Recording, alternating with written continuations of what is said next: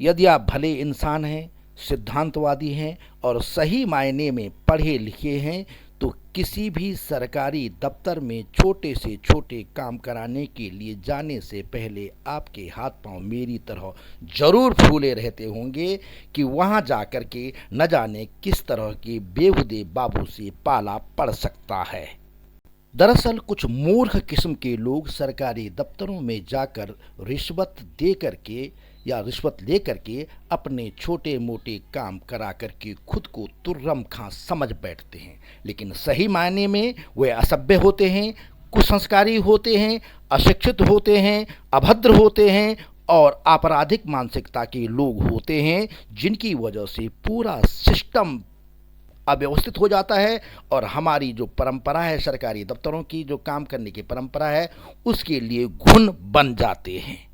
गांधी जी ने भी कहा था कि जो सरकारी कर्मचारी होते हैं वो लोक सेवक होते हैं, लोक सेवक यानी जनता के सेवक होते हैं, लेकिन हमारे कुछ चाटुकार किस्म के लोग होते हैं जो इन लोक सेवकों को टुकड़ा डालते हैं और अपने छोटे मोटे काम निकालने के लिए उन्हें रिश्वत देकर के उन्हें अतिरिक्त धन कमाने का लालच देते हैं।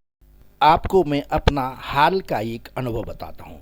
पिछले दिनों नई टिहरी में मैं अपने ड्राइविंग लाइसेंस को रिन्यू कराने के लिए मैंने वहां देखा कि वहां दलाली के अड्डे बने हुए और आरटीओ के दफ्तर के सामने 20 दुकान खुले हुए हैं। आपको पैसा देना है और आपका काम आसान हो जाता है। पहले दिन जब मैं आरटीओ के दफ्तर में गया तो मैंने वहां देखा कि कहीं कुछ व्यवस्था लिखी हो कि कहाँ फीस जमा करनी है, कहाँ किससे बात करनी है, ताकि आप काम सरल हो जाए, लेकिन वहाँ कोई भी बाबू सीधे मुँह आपसे बात करने को तैयार नहीं था। जिससे मिलिए वह इस तरह से आपसे बात करता जैसे हम पर एहसान कर रहा। मैंने सारी व्यवस्था को देखा, सारे बोर्ड देखा, जब कुछ व्यवस्था नहीं मिली सही तरह से काम करने की तो मैं जा कर के मैं सरकार द्वारा पोषित एक दलाल की दुकान पे गया। वह दलाल शुरू में ही पड़ता था।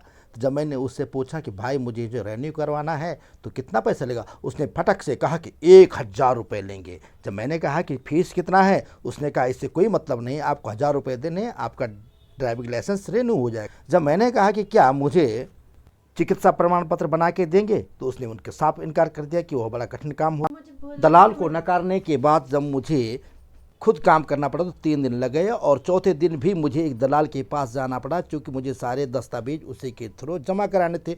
उसने मुझे 600 रुपये लिए। इसका मतलब कि दलालों के बिना यहाँ कोई काम आसान नहीं है। यह सरकार द्वारा पोषित दलाल है। अब मुझे आखिर तक पता नहीं चला कि ड्राइविंग लाइसेंस को रिन्यू कराने के लिए कुल कितनी फीस पड़ती है। यह मुझे आज तक खबर नहीं लगी। यह होना चाहिए था बार बोर्ड, लेकिन नहीं लगा है। 4 दिन तक भटकने के बाद जब मैंने ड्राइविंग लाइसेंस बनाने सारी प्रक्रिया पूरी कर जब आरटीओ से बात की तो ऐसा लगा कि सरकारी दफ्तर में काम कराना बहुत आसान। बिना दलालों के काम कराने में ये 5 दिन लगे और पैसे भी लगभग वही पड़े। लेकिन जब मैंने आरटीओ से पूछा कि गांव से आने वाले लोगों के लिए काम आसान कैसे हो सकता है, तो उन्होंने बहुत सहज अंदाज में बताया, जिसे सुनकर आपको भी लगेगा कि सच उसमें सरकारी दफ्तर जो है गांधी जी की सिद्धांत के अनुसार जन सेवा केंद्र के रूप में काम करते हैं। पूछा सर, ये मैं देख रहा हूँ कई बार यहाँ पे होता है कि लोग आकर के भयभीत से हो जाते हैं यहाँ की भीड़ को देख करके। उन्हें लगता है मैं किसके पास जाऊँ, क्योंकि बाहर बहुत सारी दुकानें खुली हैं। तो लोग आसानी से अपने काम को कैसे करें, वो डरे नहीं, और ये जो बाहर किसी के चक्कर में न पड़े, जो दलाल या और शब्द आप कह सकते हैं, उसके लिए आपका क्या सुझाव है? नहीं, अच्छा सवाल है आपका। इसमें डरने की कोई ज़रूरत नहीं है। भीड़ देखिए, ऑफिस में जो पब्लिक डीलिंग ऑफिस, वहाँ भीड़ तो होगी होगी। भीड़ से नहीं डरना, उसको अपने काम से काम रखना है। वो आए। अब चूंकि हमारे यहाँ व्यवस्था सब ऑनलाइन कर दी गई है, वेबसाइट हमने सब लिख दिया है, बाहर भी लिख दिया है, नोटिस बोर्ड पे भी है। तो उस वेबसाइट पे जाए, अपना काम स्वयं करने की कोशिश करे, अपने फ्रेंड से करा ले। अगर कोई ना जानता हो तो फ्रेंड जानता होगा, आजकल तो स्मार्ट बोर्ड सबके पास है, वहाँ से ऑनलाइन करे। जो जो डिमांड वो कर रहा है उसको अपलोड करता रहे। उसके बाद इसमें स्लॉट सिस्टम भी है, अपॉइंटमेंट सिस्टम भी है। जिस स्लॉट पे वो करना चाह रहा है, उसको जो स्लॉट मिल रहा है उस टाइम पे अपना आए, वो स्लॉट यहाँ खुलेगा कंप्यूटर, अपना डॉक्यूमेंट दिखाए, अपना काम करे। तो आपके लोग उनकी मदद करेंगे यदि वो आपके बगैर? बिल्कुल, हम करते रहते हैं। लेकिन आपके पास कोई इंक्वायरी ऑफिस नहीं है जिससे वो पूछ सके किसके पास ऑफिस नहीं, वो डायरेक्ट हमसे मिल सकता है, डायरेक्ट अधिकारी से मिले, इसमें कोई बाध्यता नहीं है।